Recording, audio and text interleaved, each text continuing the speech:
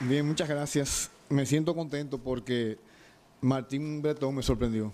Ha hecho una exposición brillante en el sentido de que ha puesto el dedo sobre las llagas que están afectando a la seguridad social. Y yo tengo un trabajo que voy a resumir, pero muchas de las cosas que él dijo ya las había tocado, de manera que me alegro muchísimo. Indica que salió de su casa doblando a la izquierda hoy, porque a veces sale doblando a la derecha y hay problemas. Creo que hay que hacer un análisis bien serio. Esta mesa redonda quizás sea el comienzo de otros eventos que debemos hacer nosotros y otras personas más, que analicemos a profundidad lo que está ocurriendo en la seguridad social. ¿Por qué tenemos hoy una ley tan todavía incompleta, que no se ha cumplido a cabalidad lo que ella dice? Y por tanto hay cosas que no sabemos si van a ser positivas o negativas. Y hay que evitar eso. La sociedad tiene que hacer el esfuerzo de cumplir con la ley. Pero voy a comenzar con una pequeña reseña de las leyes más importantes sobre seguros sociales que hubo en el país, que arrancaron en 1932, que fue la famosa ley de accidentes de trabajo, la 385, 11 de noviembre de 1932, que estuvo vigente por 69 años, hasta que entró la ley 8701, que la derogó, y pasó al sistema llamado de riesgos laborales. Pero no hay tanta diferencia entre una y otra. Yo me puse a analizar y comparar, y casi es lo mismo, con ligeras diferencias. Y pasamos de ahí a la ley de 1948, que es la de seguros sociales, sistema de afiliación en base a cotización, hasta un tope. Llegaba a un salario determinado y ahí quedaba fuera de todo. Y solamente era para el sector privado, trabajadores del sector privado. En el sector público no había ni una ley especializada para eso, que cubriera la salud por lo menos. Y luego pasamos a la ley de 379-81 para el sector público, que es la de pensiones, que está vigente, con dos grandes trabas. La primera es que te pone un tope de 8 salarios mínimos como máximo de pago de la pensión. Y segundo, que tú puedes pasar 19 años y medio cotizando, como es a partir de 20 que tienes derecho a una pensión, pierdes todo el dinero que invertiste en ese tiempo. El Estado se queda con él. Una barbaridad. Hay un proyecto de ley que creo que la Seguridad Social elaboró, y creo que también hubo un recurso de la Asociación Dominicana de Ingenieros Agrónomos, pero no he vuelto a oír hablar de eso, ante el Tribunal Constitucional, pidiendo que eso sea eliminado, porque es una barbaridad. Entonces estuvimos así. Balaguer tuvo el problema siguiente. Aprobó una ley que le transfirió los derechos del Consejo Directivo al director general, la ley 29. Y entonces, por tanto, el Seguro Social pasó a ser una institución institucional. No había institución, porque era el director general que decidía todo. Le eliminó las atribuciones al Consejo Directivo. Cuando viene, y también al salir, al perder el poder del PRD en el 78, fue una especie de retaliación política, pero fue positiva en un sentido legal. Estableció una ley en julio-agosto del 78, que universalizó la obligación de afiliarse al Seguro Social de todo trabajador del sector privado, sin importar el salario que devengara, con un tope de cotización, pero no de afiliación. O sea, todo ciudadano que trabajaba en el sector privado pasaba a ser afiliado al Seguro Social, pero cotizaba hasta un tope determinado. Eso fue positivo. Ahora, ¿qué sucedió? Que no se aplicó nunca. Vino el gobierno de Antonio Guzmán y él lo que hizo fue que volvió al sistema de topes de cotización y de afiliación. Eliminó esa ley, no entró en vigencia nunca, y volvimos al odioso sistema de topes de cotización y de afiliación. Es decir, que hasta un tope de salario ya tú quedabas fuera, salvo que fuese una persona que realizaba una labor en la que primaba el esfuerzo manual. O sea, fue un retroceso. Pero es la primera ley que universaliza el derecho, la obligación de afiliarse a un sistema de, más o menos de seguridad social. En el 91 se aprueba otra ley que volvía a insistir en la afiliación de todo trabajador del sector público y privado en este caso, e incluso a la familia, incluía a la familia. Pero ocurrió que ni el movimiento sindical, ni los sectores sociales, el partido político hicieron caso a eso y pasó sin pena ni sin gloria. Nunca se aplicó y fue arrastrada por la ley 8701. Es decir que hubo varios momentos en que el país tuvo oportunidad de acceder un poquito a la seguridad social y no nos aprovechamos. ¿Qué pasó? Que entonces al venir a la seguridad social tenía una ventaja en un sentido, y era que había poca gente afiliada a un sistema de seguros sociales. Los que estaban en el seguro social, salud, vejez, discapacidad y sobrevivencia, y los que estaban en el sector público solamente con pensiones. Y otros planes que había a través de convenios colectivos, pero eran muy limitados, de acuerdo con centros médicos y eso, que de alguna manera somos precursores de lo que tenemos hoy en salud. Pasamos entonces a la ley 8701 de Seguridad Social, que establece 3 regímenes, que son el de contributivo, que entró en vigencia, debió ser el primero, pero no fue el primero, el subsidiado, que debió ser el segundo, entró de una vez. Recuerdo que fue en Barahona, y yo estuve ahí, y me recuerdo que fui, en tiempos de Hipólito, a la emergencia, y no había agua. Pero reconocí que era una valentía de parte de él, porque si no es una persona como él, no hubiera empezado. Y gente que se opuso al sistema, después fueron los que sacaron más provecho. Entonces todavía estamos con el contributivo subsidiado que no ha comenzado a funcionar, señores. La ley daba en el artículo 33 10 años de transición, mucho tiempo. Ya llevamos 15 y no ha comenzado el contributivo subsidiado.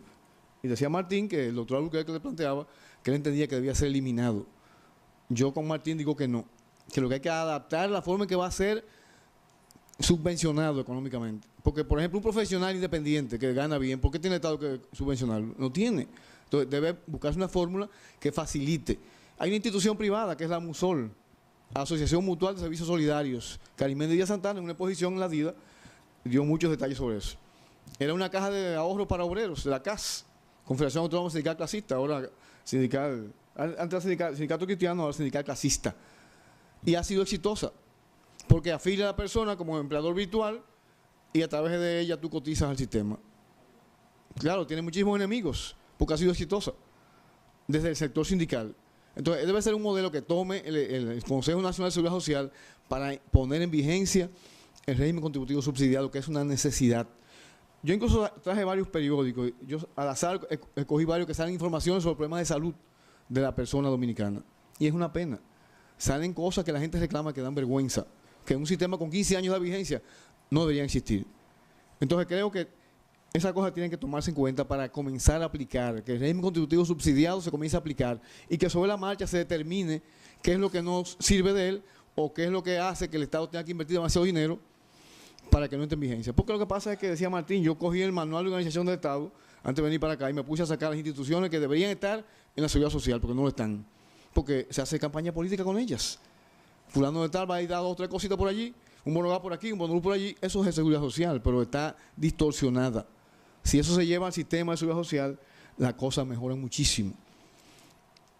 Leí el discurso en el 48, cuando se sometió el proyecto de ley de seguros sociales, la 1896, y ahí encontré que el plan de viviendas de María Auxiliadora estaba ligado a la seguridad social, era un plan de la seguridad social. Sin embargo, hoy en la ley de seguridad social establece como prioridad que los fondos de pensiones se inviertan en vivienda, una de las prioridades que tiene y no se ha hecho. Porque cuando se plantea eso, se ve como una cuestión demagógica, se le coge miedo y no se hace la inversión necesaria. Sin embargo, debía ser en esas cosas que benefician al propio trabajador que se inviertan en los asuntos. Martín mencionaba, y yo toco algo ahí, el asunto de los beneficios extraordinarios que obtienen las AFP, que son las que administran los fondos de pensiones, porque tienen 2 niveles de beneficios, 0.50% por el manejo de los fondos y luego un porcentaje dependiendo de lo que paguen en las inversiones a plazo fijo, algo así, y lo que ellos obtengan, entonces la diferencia, ellos ganan el 30%. Dice la ley hasta un 30%, hasta un 30%. ¿Pero qué ocurrió? Que ellos empezaron todos, salvo una, a aplicar el 30%. Y la CIPEN no fue capaz de controlarlos. La ley dice hasta el 30%, por tanto, con una resolución se podía reglamentar qué porcentaje era. Es más, en un momento hubo una crisis grandísima, un proyecto de ley que sometió un diputado y que fue aprobado. Luego pasó al Senado y ahí muere. La CIPEN llegó a decir, por vía de una representante de ellos, algo así, no fue CIPEN, no, la AFP, que la CIPEN tenía facultad para reglamentar el funcionamiento de esas instituciones, o sea, hasta qué tope podían tener beneficios. Entonces son cosas que son neurálgicas que hay que tocarlas, no puede seguir así, porque estamos desviando fondos extraordinarios para beneficios de empresas que son privadas. Yo resumí lo que dijo un funcionario de la Seguridad Social. Al cumplirse los 15 años hubo varias opiniones y me detuve en lo que dijo el economista Jeffrey Lizardo, porque fue para mí la más profunda de todas las que se dijeron, que es funcionario de la Seguridad Social. Dijo lo siguiente, que el sistema se ha atascado en un conflicto de intereses, lo que decía Martín, que ha sido capturado por el sector privado y se encuentra aislado, es de origen público y debe ser público, que se observa falta de conducción pública, que se observa reducida capacidad regulatoria, prácticamente muy limitada, que el mercado de trabajo registra trabajos, salarios y un mercado de trabajo con pobre desempeño. Pero que como algo positivo se puede mencionar un resultado importante en los términos de cobertura y prestaciones, sobre todo en el ámbito de seguro de salud, pero con unas grandes limitaciones. Todavía la gente va a una clínica y está afiliado y le quieren cobrar un depósito para internarse. O en emergencia le van a cobrar cuando no deben cobrarlo, porque no hay sanciones. Si hubiese un régimen de consecuencia, eso no ocurre. Que llegó el momento de reconducir la reforma, lo mencionó Martín, que se necesita una bajísima cobertura de pensiones en la población de 60 años o más, y algo más grave. El que pasa a la condición de pensionado generalmente sale de la protección de la salud. que es cuando más la necesita. Entonces queda fuera. Pero además violenta la ley y violenta la Constitución, que dice que todo dominicano tiene derecho a la seguridad social. Que se debe definir qué hacer con la población de más de 45 años que no ha cotizado o no ha logrado acumular los fondos suficientes para garantizar una pensión digna, lo cual también se plantea para los actualmente cotizan con fines de obtener una pensión que Martín mencionó. Las proyecciones actuales son lamentables, deplorables, porque tenemos salarios muy bajos en el país. Obviamente va a dar como resultado pensiones también bajísimas, pero hay que buscar una solución. Esas informaciones salieron el 12 de mayo de este año en el Listín Diario, página 2 de Económica. Ahí está resumido y reitera el criterio de que tiene que ser público el Estado. Por ejemplo, el derecho al veto solamente debe tenerlo el Estado bajo ciertas condiciones. No es posible que el sector privado tenga derecho al veto, ni los sindicatos tampoco, que han jugado un papel no muy bueno. Y soy asesor de sindicatos, y Pepe está aquí, que es mi gran amigo, y lo respeto y aprecio, pero han jugado un papel débil. Es más, llegó un momento en que se iban a sustraer más de 10.000 millones de pesos que se habían acumulado de los fondos de riesgos laborales, y se iban a repartir, básicamente entre el sector privado y el Estado. Y yo me tocó la suerte de que con un grupo de dirigentes sindicales y de sindicatos iniciamos una acción en el Tribunal Superior Administrativo. Y eso de alguna medida asustó a mucha gente y se logró paralizar. Pero por lo menos el Estado se quedó con 2.000 millones y se convirtió en deuda pública, pero están ahí. Y hay una obligación de pagar eso. Entonces, eso no puede ser, porque esos fondos no son para eso. Son para fortalecer el sistema dominicano de seguridad social, que tiene tantas falencias, tantas debilidades, fruto de que no hemos sido capaces de tener una decisión, una voluntad política que decida aplicar esas cosas. Está el asunto del seguro social, que Martín lo tocó y me corresponde hablar de eso también, porque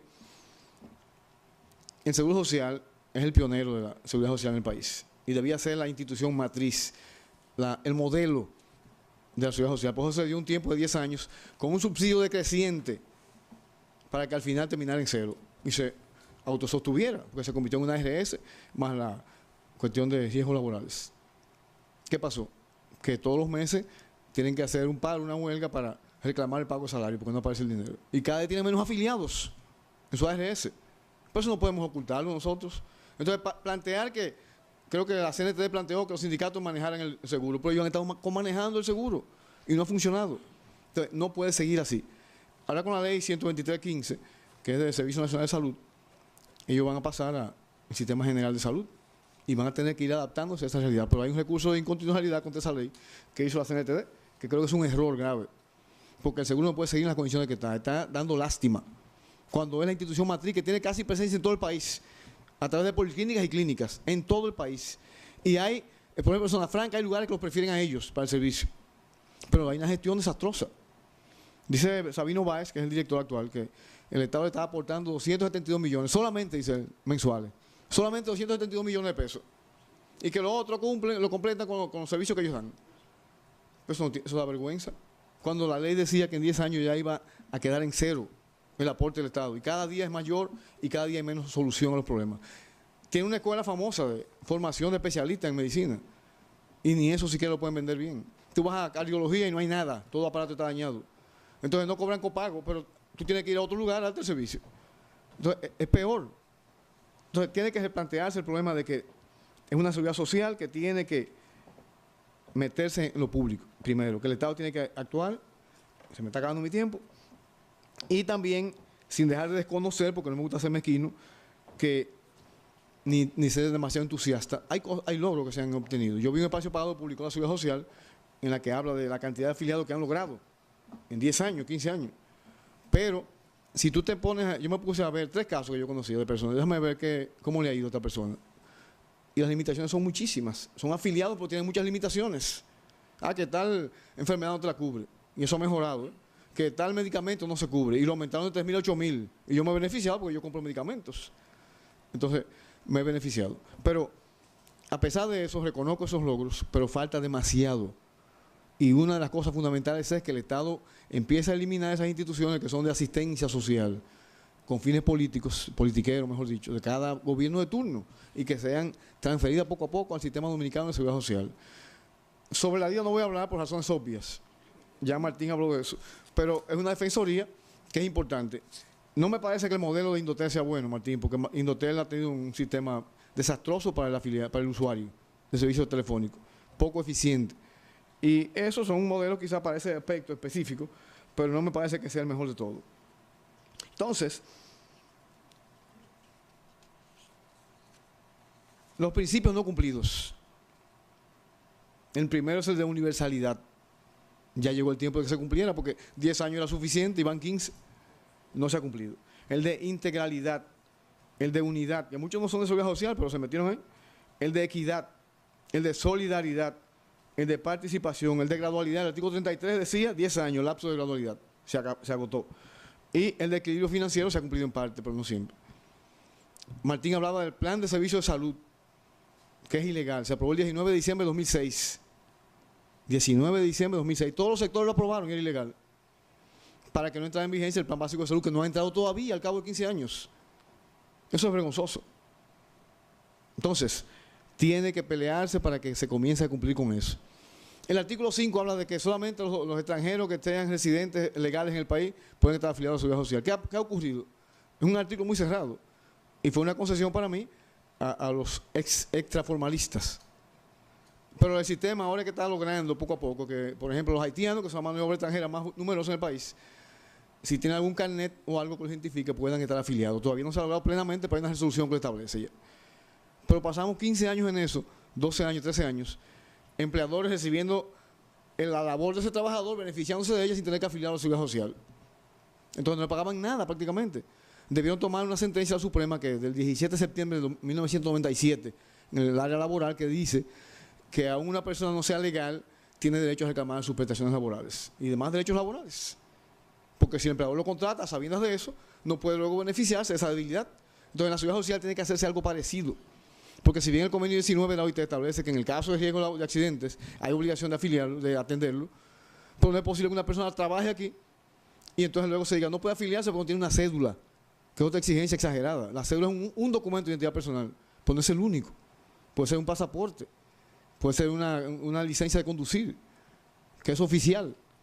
Recuerdo un trabajo del doctor Pina Acevedo en ese sentido, que él decía, señores, cualquier documento oficial te identifica, pero tú vas a un banco y si no es con una cédula no te despachan, porque tenemos eso en la cabeza metido. Entonces son tantas cosas que hay que hacer que yo creo que esta mesa va a abrir un camino. Y no quiero terminar, porque me quedaban 5 minutos y ya no me queda nada, con relación a la familia del asegurado, que cuando se define en el artículo 5, la letra A, se refiere a los padres del afiliado como parte del núcleo familiar. ¿Qué ocurre ahora? Que tú tienes que pagar por tu padre para afiliarlo.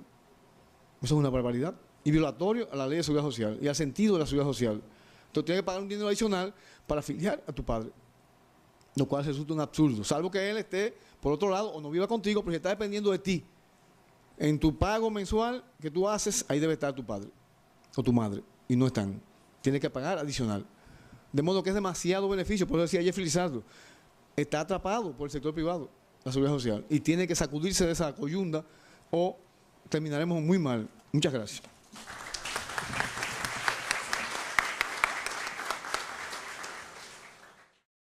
Legal. Estableció una ley en julio-agosto del 78, que universalizó la obligación de afiliarse al Seguro Social de todo trabajador del sector privado, sin importar el salario que devengara, con un tope de cotización, pero no de afiliación. O sea, todo ciudadano que trabajaba en el sector privado pasaba a ser afiliado al Seguro Social, pero cotizaba hasta un tope determinado. Eso fue positivo. Ahora, ¿qué sucedió? Que no se aplicó nunca. Vino el gobierno de Antonio Guzmán y él lo que hizo fue que volvió al sistema de topes de cotización y de afiliación. Eliminó esa ley, no entró en vigencia nunca y volvimos al odioso sistema de topes de cotización y de afiliación. Es decir, que hasta un tope de salario ya tú quedabas fuera, salvo que fuese una persona que realizaba una labor en esta, que no se ha cumplido a cabalidad lo que ella dice. Y por tanto hay cosas que no sabemos si van a ser positivas o negativas. Y hay que evitar eso. La sociedad tiene que hacer el esfuerzo de cumplir con la ley. Pero voy a comenzar con una pequeña reseña de las leyes más importantes sobre seguros sociales que hubo en el país, que arrancaron en 1932, que fue la famosa ley de accidentes de trabajo, la 385, 11 de noviembre de 1932, que estuvo vigente por 69 años, hasta que entró la ley 8701, que la derogó, y pasó al sistema llamado de riesgos laborales. Pero no hay tanta diferencia entre una y otra. Yo me puse a analizar y comparar, y casi es lo mismo, con ligeras diferencias. Y pasamos de ahí a la ley de 1948, que es la de Seguro Social. Bien, muchas gracias. Me siento contento porque Martín Bretón me sorprendió. Ha hecho una exposición brillante, en el sentido de que ha puesto el dedo sobre las llagas que están afectando a la seguridad social Y yo tengo un trabajo que voy a resumir, pero muchas de las cosas que él dijo ya las había tocado, de manera que me alegro muchísimo. Indica que salió de su casa doblando a la izquierda hoy, porque a veces sale doblando a la derecha y hay problemas. Creo que hay que hacer un análisis bien serio. Esta mesa redonda quizás sea el comienzo de otros eventos que debemos hacer nosotros y otras personas más, que analicemos a profundidad lo que está ocurriendo en la seguridad social. ¿Por qué tenemos hoy una ley tan todavía incompleta? Sistema de afiliación en base a cotización, hasta un tope. Llegaba a un salario determinado y ahí quedaba fuera de todo. Y solamente era para el sector privado, trabajadores del sector privado. En el sector público no había ni una ley especializada para eso, que cubriera la salud por lo menos. Y luego pasamos a la ley de 379-81 para el sector público, que es la de pensiones que está vigente, con dos grandes trabas. La primera es que te pone un tope de 8 salarios mínimos como máximo de pago de la pensión. Y segundo, que tú puedes pasar 19 años y medio cotizando, como es a partir de 20 que tienes derecho a una pensión, pierde todo el dinero que invertiste en ese tiempo. El Estado se queda con él. Una barbaridad. Hay un proyecto de ley que creo que la Seguridad Social elaboró y creo que también hubo un recurso de la Asociación Dominicana de Ingenieros Agrónomos, pero no he vuelto a oír hablar de eso, ante el Tribunal Constitucional, pidiendo que eso sea eliminado, porque es una barbaridad. Entonces tuvimos así. Balaguer tuvo el problema siguiente. Aprobó una ley que le transfirió los derechos del Consejo Directivo al director general, la ley 29. Y entonces, por tanto, el Seguro Social pasó a ser una institución institucional. No había institución, porque era el director general que decidía todo. Le eliminó las atribuciones al Consejo Directivo. Cuando viene, y también al salir, al perder el poder del PRD en el 78, fue una especie de retaliación política, pero fue positiva en un sentido,